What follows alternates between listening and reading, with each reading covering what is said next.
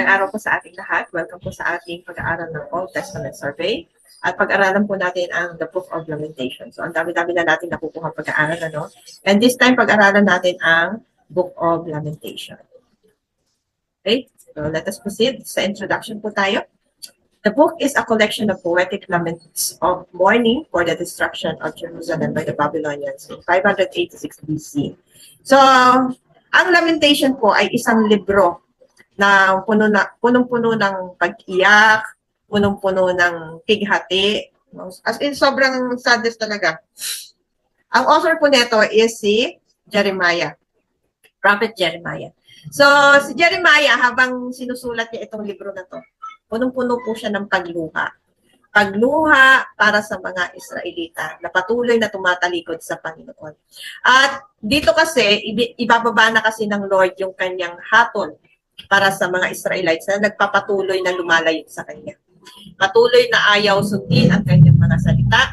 Patuloy na sinasaliksik nila ang ibang mga relihiyon o ibang mga rebulto kaysa sa sumamba sa ating Panginoon. So, iyan po yung mga dahilan ng pagluha ni Prophet Jeremiah. Kasi sobra po talaga yung ibibigay na parusa ng Panginoon sa mga Israelites that moment. Kapag ibinabana at kapag sinabi na ni Jeremiah, yung nais na iparating ng Panginoon sa kanila, ito na po yung time na kung saan makakaptive na ng Babylonian ang mga Israelites. At siyempre, as a captive, hindi ka pwedeng magkaroon ng freedom para sa sarili mo. Hindi mo pwedeng gawin yung mga gusto mo. Susunod at susunod ka kung sino yung nag-captive sa iyo. Ngayon, itong mga Babylonians na to, alam naman nila na sobrang magpahirap ang mga Babylonians. Kung grabe magpahirap ang mga Egyptian sa mga Israelites, mas matindi po ang mga Babylonians. Bakit? Kasi sa Egypt, ino-honor pa ng mga Egyptian si Joseph yung dati nilang governor na isa rin Israelites. Pero ang mga Babylonians, puro kasi sila ng mga Gentiles or walang pagkilala sa Panginoon. Kaya kung mapapansin ninyo, natatakot itong si Jeremiah sa kasasapitan ng mga Israelites. Bakit ito gagawin ni Jeremiah na umiyak? Nais niya pa kasi na ibaba ng Lord yung mercy niya para sa Israelites. Iniisip ni Jeremiah na kung iiyak siya, baka sakasakali na maawa ang Panginoon at huwag nang ibaba yung decree ng Lord na kasasapitan nila sa kamay ng mga Babylonian. Kaya lang po, ang problema, that time, kahit umiyak pa si Jeremiah, hindi na talaga gagawin ng Panginoon na iligtas sila. For 70 years, kinakailangan ang mga Israelites ay mag-suffer. So, ano ang tema nito? Ang tema nito ay morely historical in event. Kasi itinala kung paano sila na-captive, ano nangyari sa kanya, ano ang pinataw ng Diyos, etc. etc. At ito po ay strongly supported by Jeremiahic authorship. When we say Jeremiahic, isa lang po ang author nito, si Jeremiah lang. So, kailan naisulat ang the book of Jeremiah? It is around 586 BC to 575 BC. And shortly after the fall of Jerusalem. So, ito, mas nauna kaysa sa book of Jeremiah. Mas nauna itong Lamentation. Partly, ng book of Jeremiah, nauna. Siguro mga chapters 1 hanggang 3. Nauna po yung chapter ng Jeremiah, chapter 1 to 3. Bago naisulat itong Lamentation. Kasi itong Lamentation is karugtong na po ito. Pag binasa niyo po yung Jeremiah, makikita niyo po doon in chapter 5, magmula chapter 5 hanggang chapter 10, mababasa niyo po doon yung grabing pag-iyak, grabing paghihinagpis, grabing paghingi ng tawad ni Jeremiah para sa mga Israelites. Grabe talaga as in.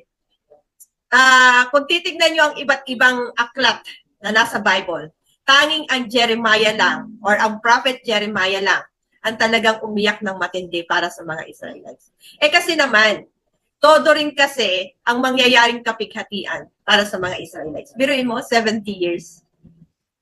Siguro nung nasa Egypt sila, bagamat maraming taon din na nandoon sila, no? For 40 years, nandoon sila sa captivity ng mga Egyptian. Pero hindi ganun kagrabe.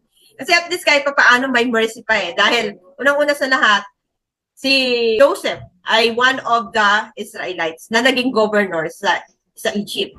And at the same time, si Moses ay naging kapatid ni Parao or naging pinsan ni Parao sa pamamagitan ng tiya na nanay-nanayan netong si Moses. So kumbaga parang ang ano natin dito is kung babasihan natin yung pangyayari sa Egypt compared sa Babylonian, maikli lang yung panahon ng pagkaroon ng mga Israelites ng isang, yung pagiging alipin nila sa Egypt ay hindi ganun kalala. Unlike sa Babylon, talagang matindi. Kasi sabi ng Lord sa Jeremiah, no, na talagang darating sa punto na itatakwil na nila ang kanilang sariling Diyos dahil sa sobrang hirap. At nanaisin na lang nila na mamatay doon sa kamay ng mga Babylonian kaysa sa patuloy na pahirapan sila. So, ibig sabihin, ganun talaga katindi yung pangyayari. So, tingnan po natin yung mga susunod. Ano naman ang position nito sa Bible? Saan ito nakaposisyon? Ito po ay nakapaloob doon sa Old Testament at ito po ay kasama sa tinatawag nating poetical or wisdom books in English Bibles. Pero ito ay isinulat doon na sa last part ng Ketuvim or yung tinatawag nating writings. When we say writings or Ketuvim, ito po yung mga isinulat ng mga propeta. Okay? So, yan po ang posisyon ng lamentation sa Bible, sa loob ng Bible. Okay, tingnan natin ang historical background. The king of Judah repeatedly rebelled against God despite many warnings through his prophets. Because of persistent idolatry and disobedience, ito po yung mga sinabi ng Diyos sa kanila. God allowed the Babylonians to invade Judah for 70 years po yan. Jerusalem was besieged and destroyed in 586 BC. As in, destroyed talaga. Kahit yung templo nila, wala na. Conquered talaga sila. Walang natira ni isa. At sila po ay inalis sila sa Jerusalem. Kaya nung mga time na yan, parang nawalan sila ng identity eh. Nawalan sila ng tinatawag na pagiging country. No? Kung tayo Pilipino, meron tayong sariling bayan, sariling lupain. Walang iba kundi yung Pilipinas. Sila ay ang Jerusalem, ang mga Israelites. Pero that time na sila ay na-captive ng mga Babylonians, nawala sa kanila ang kanilang pagiging lahing Israelites. As in. No? So, kung titignan natin, kung babasihan natin itong Book of Jeremiah at ang Lamentation, ito ay pagpapakita na kapag ang isang tao nagpapatuloy siya sa pagtalikod sa Diyos, especially, no, ilang beses na silang niligtas ng Panginoon, provide ng Lord ang kanilang pangangailangan, inalis sila sa pagkakailipin sa Ehipto. Pero, at binigyan pa sila ng lupain, which is yung Kanaan, ang Jerusalem. Pero, ganun pa man, umalis pa rin sila. Mas pinili pa rin nila na sila ay magpatuloy sa pagsamba sa ribulto. Nagpatuloy sila sa paggawa ng kasalanan. Nagpatuloy sila sa pag-o-offering ng mga bata, no, ng mga inosente para gawing sacrifice. At marami pang iba. Maging ang mga foreigner, inaalipit nila. As in talagang sobra, naging talamak po yung tinatawag na corruption during that time sa mga Israelites. And even yung templo ng Diyos, napalitan yon, naging templo na ng rebulto. Nawala na yung presence ng Lord doon sa temple. Kasi bakit nga naman bababa si Lord doon sa templo na iyon na kung saan nandoon nakatayo ang mga rebulto? Hindi siya pupunta doon. Kaya dahil sa sobrang, alam mo yung sobrang sama na siguro ng loob ng Panginoon. At hindi niya na talaga gusto ang ginagawa ng mga Israelites. Sabi ni Lord, papayagan ko na kayo ay makaptive ng mga Babylonian for 70 years. And many Jews were killed or taken into exile to Babylon. Ito po yung sinasabi ko sa inyo. Na marami sa kanila napatay. No? Lalo na yung mga generals nila. At binuhay naman yung hari nila. Pero marami ang namatay. Maraming mga lalaki na namatay sa digmaan. At sila, kasama ang mga bata, mga babies, matatanda.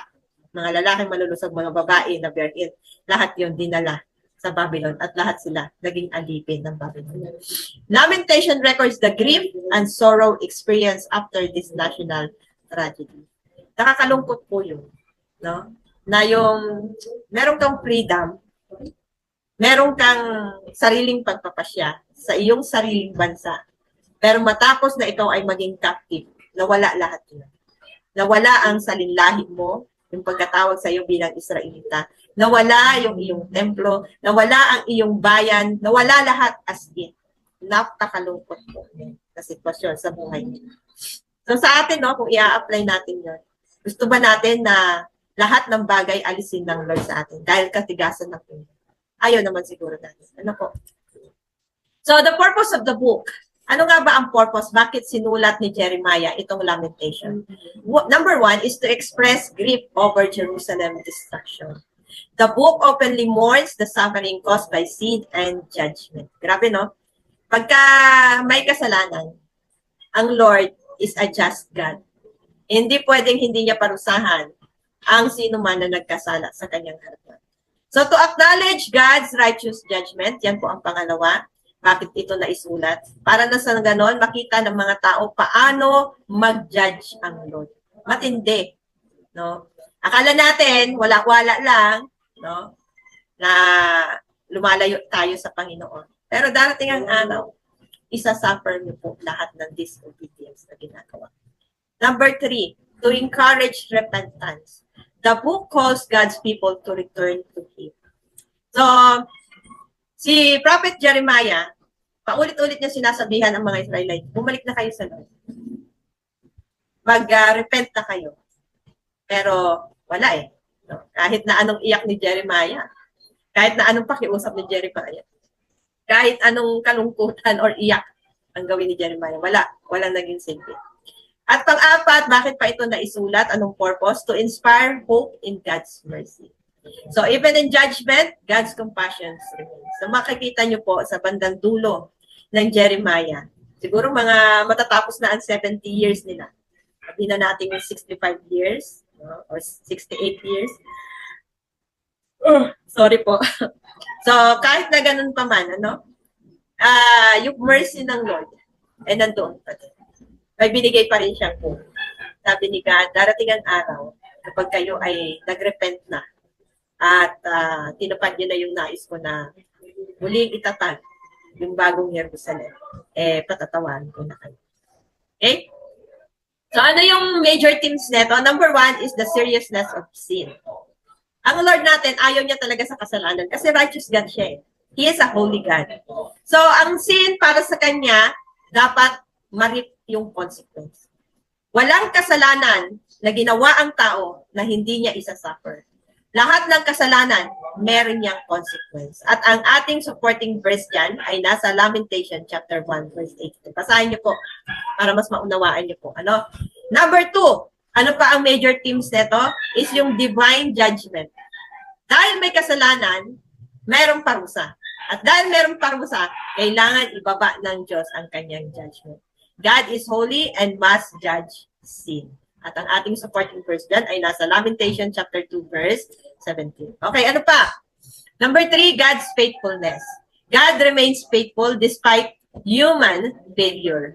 At makikita natin yan or mababasa natin yan sa Lamentation chapter 3 verse 22 to 23. So, ang Diyos natin, faithful pa din siya. Bagamat unfaithful tayong lahat.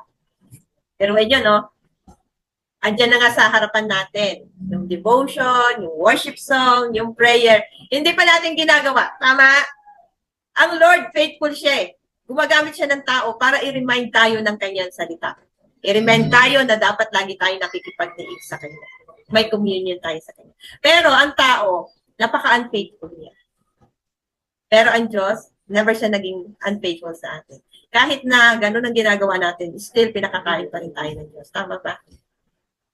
Kaya mga kapatid, mahirap yung panghabang panahon. Lumalayo tayo sa Lord. Kasi may judgment day. May araw ng paghuhukom para sa Lord. Pagkatapos po ng lahat ng bagay na ginagawa natin, darating po tayo sa punto na muling babalik si Jesus Christ. At doon lahat ng hukuman. Yun ang nakakatakot na sitwasyon ng tao pag dumating na si Jesus Christ. Ano pa? Ang major themes nito is yung repentance. God's people are called to return to Him. So, anong sabi? God's people are called to return to Him. Gusto ng Diyos, bumalik ka sa Kanya. Nagkamali ka. Tapos na yon. Para sa Lord, mahalaga, makabalik ka. Yun lang naman ang nais ng Lord. Hindi yung habang panahon natin sinisisi ang ating sarili. Para sa Lord, pag once na bumalik ka, nakalimutan niya na lahat yun. Huwag mo na lang kasing balikan. Ang ano sa atin kasi, pag nag-okay na yung sitwasyon ng buhay, babalikan ulit natin yung mga bagay na ginagawa natin kasama. At yun po yung maling-mali. Kasi para nating niloloko si God pagka ganun. Okay po? Ano pa? At last, panglima, hope in God's mercy. Judgment is not the end of the story. Sa Lamentation 3:31-33, at chapter 3, verse 22-23, ano sabi niya? It is of the Lord's mercy that we are not consumed. Dahil sa kagandahang loob ng Diyos, dahil sa kanyang awa, dahil sa kanyang pagmamahal, sa kanyang mga created na human. Ano sabi ni Lord? Dahil sa kanyang awa, hindi talaga totally. Kaya may natira pa rin eh. Kasi kung totally, ikukonsume ng Lord ang buong Israelites, lahat walang mabubuhay. Pero dahil may awa pa rin ang Diyos, especially doon sa mga naging faithful, na hindi naman talaga sumamba sa mga ribulto, nadamay na lang dahil iisang lahi sila. No? Ang Lord may mercy siya para doon sa mga taong hindi pa rin tumatalikod sa Kanya. Magamat isang lahi sila, lahat sila ay Israelites. Pero, sabi ng Lord, yung mga tao na nakasama lang sa lahing Israelites, na patuloy pa rin sumusunod sa akin, may experience lang nila yung 70 years of captivity. May reason ng Lord eh. Ang aking isip dyan, maaaring kung bakit yung mga natira, no, i-experience nila ito upang nang sa ganon, yung sa susunod na salinlahi nila, maipaliwanag nila na ito ang nangyari. Bakit kami na-captive? Kasi may mga siraulong Israelita na gumagawa ng kasalanan. Okay? Para may paliwanag nila sa mga susunod na generation. Kasi kung hindi ipaparanas ng Lord sa kanila ito, hindi matututo ang mga next generation. Kaya nga after netong Jeremiah, makikita niyo po sa mga susunod na mga prophets, mga kagaya ni Ezra. Kasi nauna ito eh, itong Jeremiah at Lamentation. Kasi ang pinakahuli talaga sa mga propeta is yung Book of Nehemiah and Book of Ezra. Kaya lang nauna kasi yun, na makikita niyo sa Bible, mas nauna silang inilagay sa position. Pero kung pagbabasihan natin yung edad or when it was written, mas nauna talaga itong Lamentation at saka yung Book of Jeremiah before Nehemiah and Ezra. Kasi doon sa Nehemiah and Ezra, natapos na nila yung 70 years of captivity. At ito na yung pagpapaliwanag ni Ezra na muli na silang babalik doon sa Jerusalem. At pinayagan sila ni Haring Xerxes ng Persia.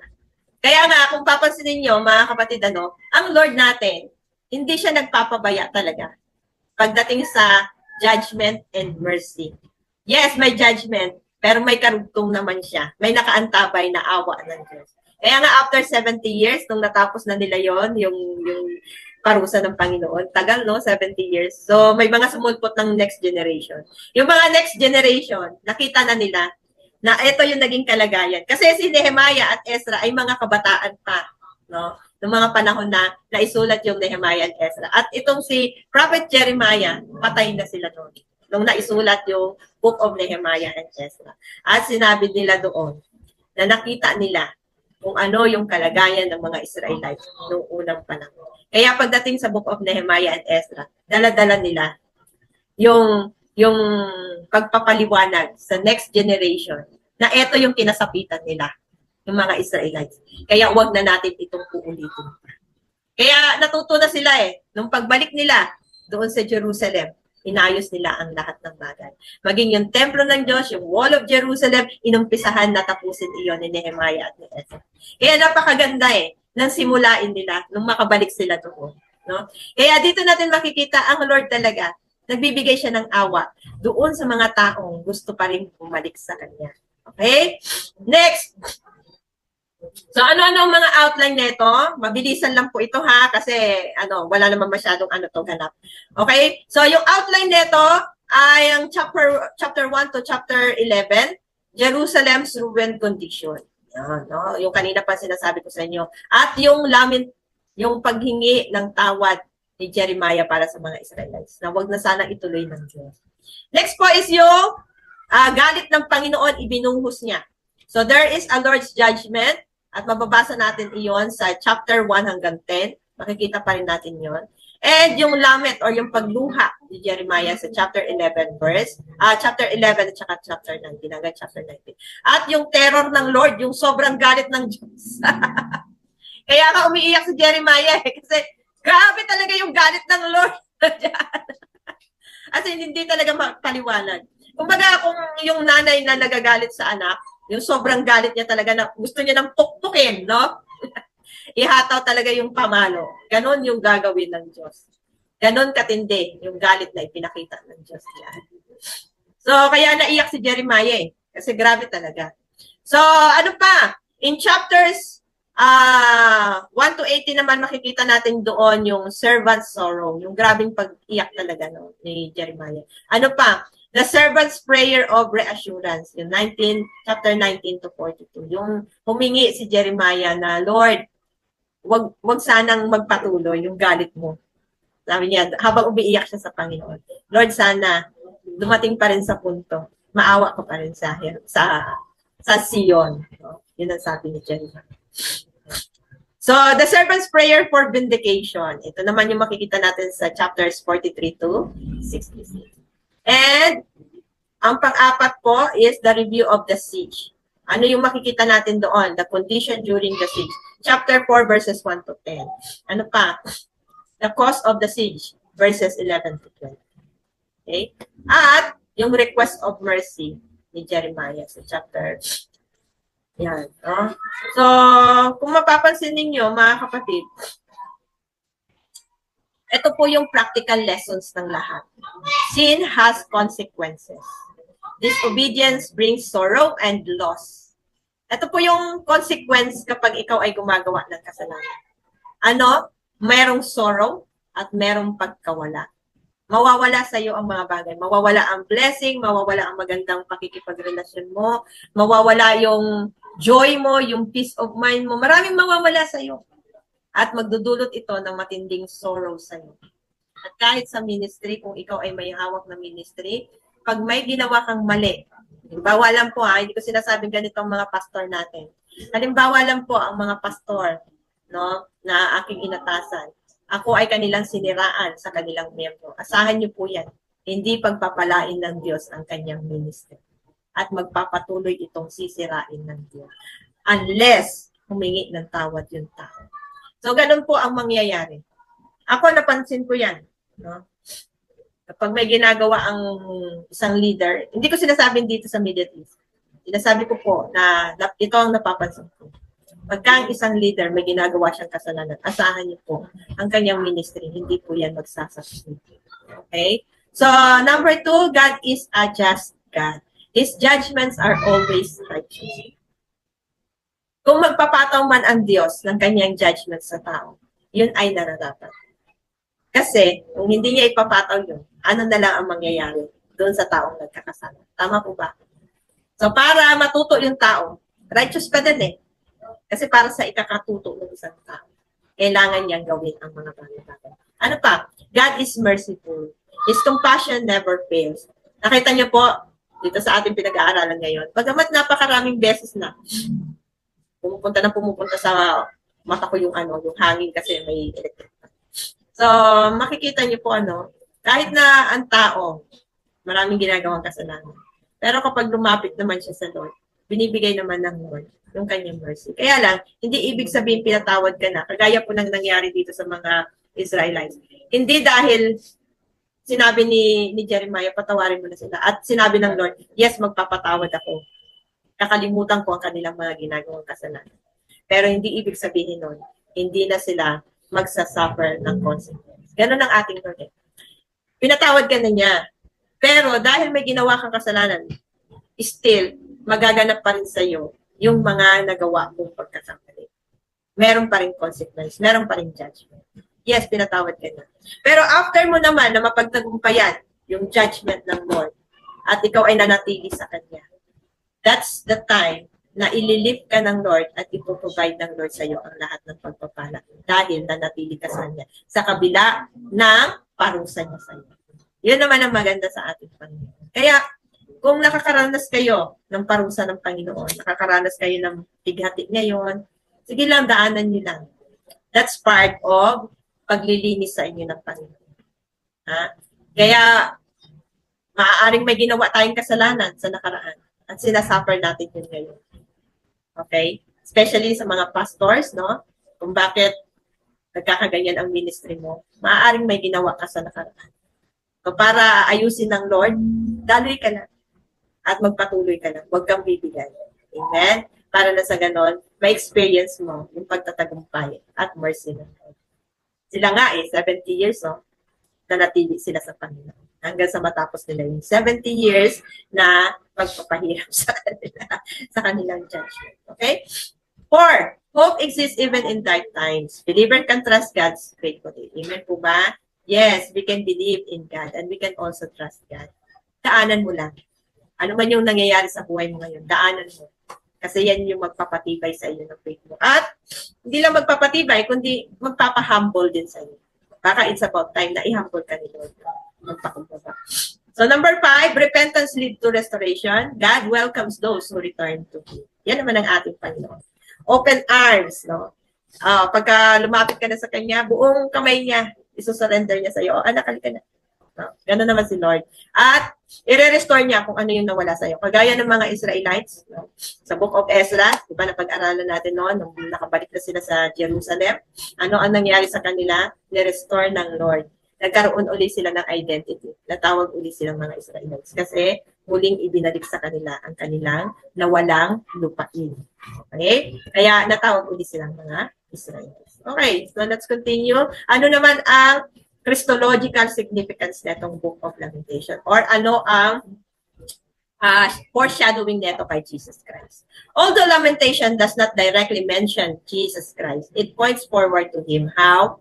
The suffering of the innocent prophet foreshadows the suffering of Jesus Christ. Yung nakikita natin pagsa-suffering na nagawa ni Jeremiah, kung iahalin tulad natin yon sa nangyari kay Jesus Christ, parang pagpapaano yung pag-uugnay na ito yung suffering na ginawa din ni Jesus Christ. No? At napagtagumpayan niyo lahat ito. Number 2, God's mercy amidst judgment anticipates salvation through grace. Yes, may judgment. Pero kapag nanumbalik ka sa Panginoon, magkakaroon ka ng Savior. At yun ay si Jesus. The call to repentance finds fulfillment in the gospel. So, yung pagpapatawad na ginawa ng Diyos sa mga Israelites is parang pagpapatawad din sa panahon natin ngayon na meron ng Jesus Christ. Because of Jesus Christ, pwede na tayong makalapit sa Kanya. Although we will still suffer a little time, no? Hindi naman forever yan. At kung halimbawa man, bumalik na si Jesus Christ, no, at nanatili pa rin tayo kay God, na tayo magsasama sa heaven. Amen po? So, restoration after judgment points to the future redemption accomplished by Jesus Christ. Yung istorya na nangyari sa Israelites at kung paano sila nag-suffer for 70 years at paano rin naman sa panahon natin ngayon, nangyari iyon sa kapanahonan ni Jesus Christ. Pwede rin yun. No?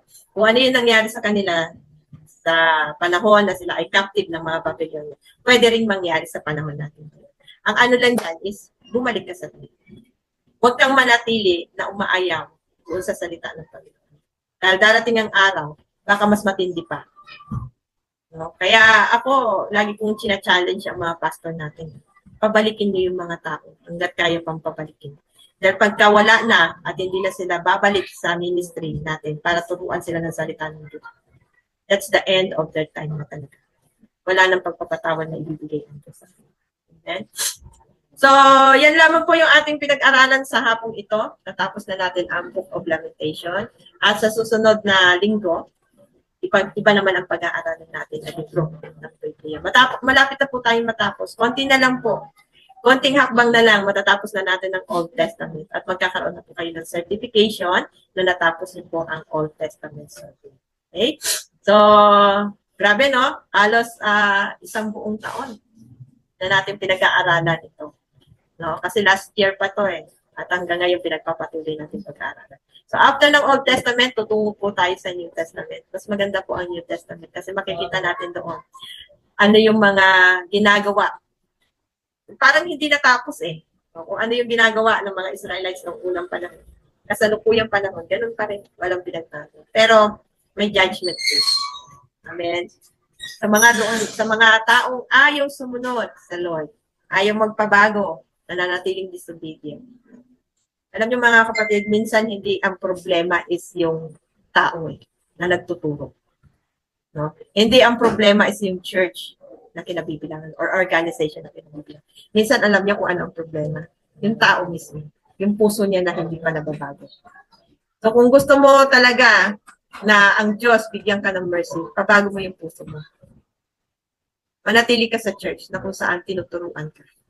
Amen? Kasi darating ang araw, lumipat ka man ng ibang church. Kung ganyan pa rin ang karakter, mananatiling gagawin at gagawin mo. Same problem sa bagong nilipatan. Okay po? So tayo po ay mag-end na at hilingin po natin ang isa sa mga pastor natin para tayo po ay mananalo.